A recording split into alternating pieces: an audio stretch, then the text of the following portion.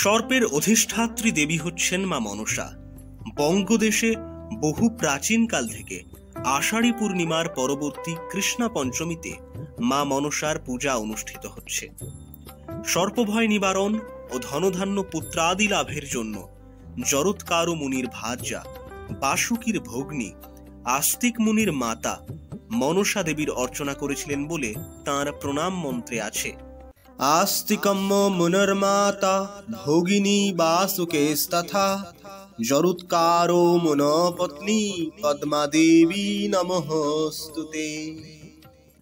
মনসা দেবী শিবের কন্যা। পদ্মবনে তাঁর জন্ম বলে তাঁর আরেকটি নাম পদ্মা। তিনি প্রতিপালিতা হয়েছিলেন নাগলোকে, তাই পাতালের নাগেরা তাঁকে রানী করেছিলেন। মহাভারতেও আদি পর্বে মনসার উল্লেখ আছে। মনসা গাছ অর্থাৎ স্নোহী বৃক্ষ বা সাপের উপর উপবিষ্ট শ্রীমূর্তির পূজা হয়। কোথাও বা সিঁদুর মাখানো এক টুকরো পাথরকে প্রতীক রূপে মা মনসা বলে তাকে পূজা করা হয়। মনসার ধ্যানে আছে দেবী সর্পগণের মাতা চন্দ্রবদনা, চারুকান্তি, বদান্যা, হংসবাহনা, উদারা, সুললিত নেত্রা, সিদ্ধিকামীদের পূজিতা, হাস্যবদনা, বহু সুবর্ণনা, মণিনাগরত্নে সুশোভিতা, অর্চনাকারীদের আশ্রয় রূপা, প্রশস্ত স্তনোদয় বিশিষ্টা দেবীকে অষ্টনাগের সঙ্গে বন্দনা করি। গাছের নিচে দেবীর পূজা ছিল বিহিত পূজা। এখন বেশ কিছু মন্দিরে তার মূর্তি স্থাপন করে পূজা করা হয়। পূজার প্রধান উপকরণ হচ্ছে চাল ও দুধ, কিন্তু বিশেষ পূজা উপলক্ষে ছাগ বলি দেওয়ার প্রথা আছে। হুগলি জেলার গ্রামে মনসা পূজায় সহস্রাধিক ছাগ বলি দেওয়া হয়। ডক্টর দীনেশ চন্দ্র সেন মনসা দেবীর দুপাশে জালু শালু দু ভাই এবং তাঁর বাঁ দিকে নেতা ও ডান দিকে সুগন্ধা বিরাজ করছেন, এ কথা দেবীর বঙ্গীয় স্তোত্রে আছে বলে লিখেছেন।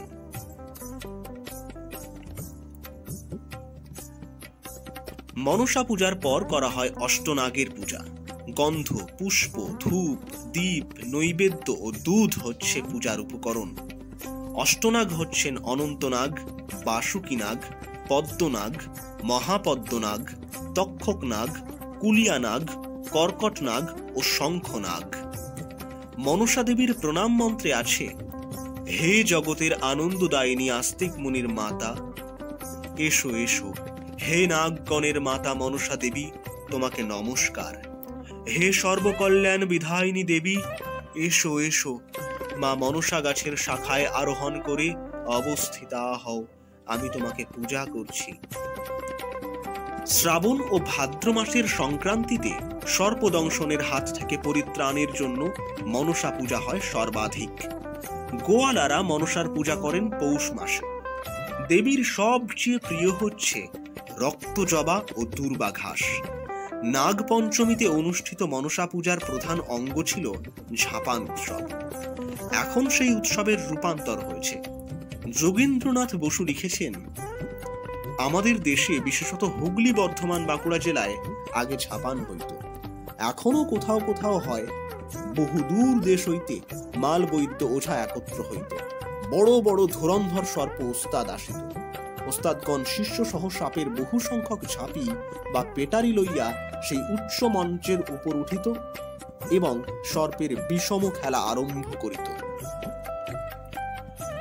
মনসা পূজা প্রসারের জন্য সেকালের কবি বিপ্রদাস, কবি ক্ষেমানন্দ, কবি তষ্টাবর, কবি বিজয়গুপ্ত, দ্বিজ বংশীদাস তাঁদের কাব্যে বেহুলা লক্ষিন্দর প্রভৃতি যেসব কাহিনীর কথা বর্ণনা করেছেন, তাতে অবিশ্বাসীরাও এই পূজা করেন বলে দেখা যায়। আলপিনোয়ের জনগোষ্ঠী সম্ভূত দুর্ধর্ষ নাগজাতি একদা সর্প প্রতীক ব্যবহার করত। সর্প ছিল নাগজাতির কাছে বীরত্ব ও প্রভুত্বের প্রতীক, তাই উদ্যত ফণা সর্প প্রতীক তারা মস্তকে ও স্কন্ধে বহন করত। নাগ উপাধিধারী বংশ আমাদের দেশে এখনো আছে। অষ্টনাগ পূজার প্রচলন হয়েছিল পূর্বপুরুষ পূজার ধারা অনুসারে। অনন্তদেবকে বলা হয়েছে অষ্টনাগ। কালক্রমে অষ্টনাগ পূজার ধারা সর্প পূজার ধারার সঙ্গে মিশে যায়। সেই জন্য মানুষ নাগ প্রধানরা সরীসৃপ সর্পরূপে বর্ণিত হয়েছে দেখা যায়। একদা মনসা পূজার প্রধান অঙ্গ ছিল ঝাপান। ঝাপান শব্দের অর্থ হচ্ছে নরবাহিত যান। আসল উৎসবের এখন বিলুপ্তি ঘটেছে তা আগেই বলেছি, তবে কোন কোন স্থানে রূপান্তর পরিগ্রহ করে ইহা এখনো টিকে আছে। কবি বিপ্রদাস তাঁর মনসা বিজয় কাব্যে লিখেছেন, 100 শিষ্য সদা শঙ্কের যোগান, বান্দিয়া 36 নানা নাগের ঝাপান, তাহার উপরে চড়ে নাগ আভরণ, বিষম শব্দ আর চাকের বাজন। মনসা দেবীর যে কাহিনী ব্রহ্মবৈবর্ত পুরাণে বিধৃত আছে তা থেকে জানা যায় যে ব্রহ্মার পুত্রের নাম ছিল কশ্যপ।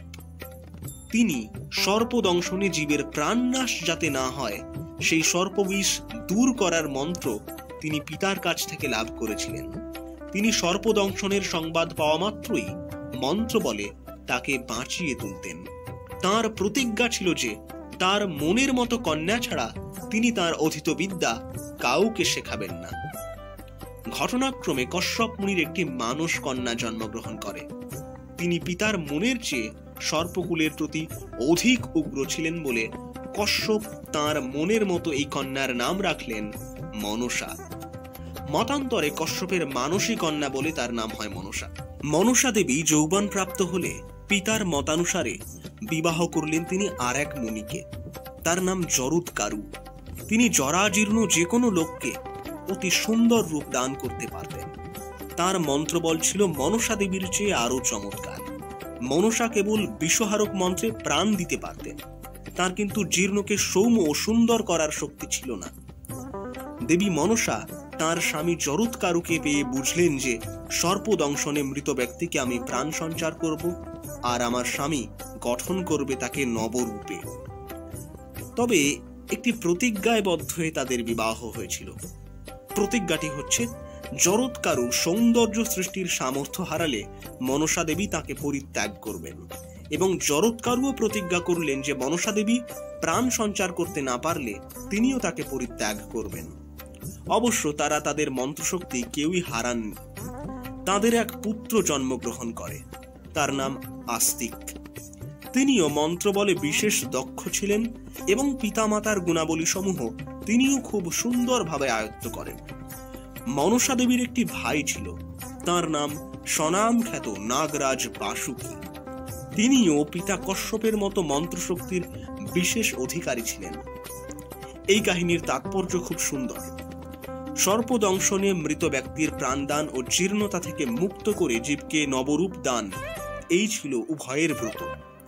এই মনসা দেবী কিন্তু সরীসৃপ মনসা নয়, ইনি হচ্ছেন বিষহরি, অর্থাৎ যিনি বিষহারক মন্ত্রে বিষ হরণ করে জীবের নতুন প্রাণ দান করেন। তার ব্রত শ্রাবণ মাসে শুক্ল ও কৃষ্ণ পঞ্চমী তিথিতে এবং আষাঢ় ও শ্রাবণ মাসের সংক্রান্তিতে পশ্চিমবঙ্গে তাই আজও প্রতিপালিত হয়। মনসা দেবীর সঙ্গে সরীসৃপ মনসা বলে কথিত সর্পকে যুক্ত করার উদ্দেশ্য সম্ভবত দেবীর ঐশ্বরিক কার্যশক্তিকে জনসমাজে প্রচার করা। কশ্যপতন্ত্রে অনন্ত, কুলিক, বাসুকি, পদ্মপালক, তক্ষক, মহাপদ্ম, কর্কটক ও পদ্ম নামে যে 8 রকমের সর্প আছে তাদের বলা হয় নাগকুল। এই নাগকুলের নাগরাজ হচ্ছেন মনসা দেবীর ভাই বাসুকি। এই 8 রকমের যে সর্পকুল তাদের 8 প্রকার অতি বিরল বিষের নাম কালকুট, শৃঙ্গী, মুস্ত, সংকোচ, বৎসনাভ, স্থাবর, জঙ্গম ও কৃত্রিম। বিভিন্ন সর্পকুলের প্রবল বিষে আক্রান্ত ব্যক্তিদের বিষহারক মন্ত্রে যুগ যুগ ধরে মা মনসা প্রাণদান করার জন্য তার প্রভাব, প্রতিপত্তি ও খ্যাতি এখনো অটুট আছে। কবি ঈশ্বরচন্দ্র গুপ্ত 1260 সালে পূর্ববঙ্গের বিভিন্ন জায়গা পরিভ্রমণ করে ভ্রমণকারী বন্ধুর পত্র এই শিরোনামায় সংবাদ প্রভাকরে ধারাবাহিকভাবে তা প্রকাশ করেন। উক্ত পত্রিকায় 18 চৈত্র 1261 মাদারীপুর সম্পর্কে বলতে গিয়ে মনসা পূজা সম্বন্ধে তিনি লিখেছেন, শ্রাবণী সংক্রান্তিতে মনসা যাত্রা হয়। ইহাতে আর যত জাঁকজমক না হোক, সমস্ত জিলা লইয়া 4000 পাঁটা বলিদান হইয়া থাকে। প্রতিমা গড়িয়া মনসা পূজা করে রোগাদির প্রতিকারার্থে মনসাকেই মানসা করে। এছাড়া মনসার প্রভাব নিয়ে যাত্রা ও কবিগানে বঙ্গদেশ সেকালে মুখর থাকত। 19 শতকে প্রসিদ্ধ কবিয়াল রাম বসুর একটি গানেও তাই নহে কাল ভুজঙ্গ দংশিলে অঙ্গ মন্ত্রেতে বাঁচিত প্রাণ বলে উল্লেখ দেখা যায়।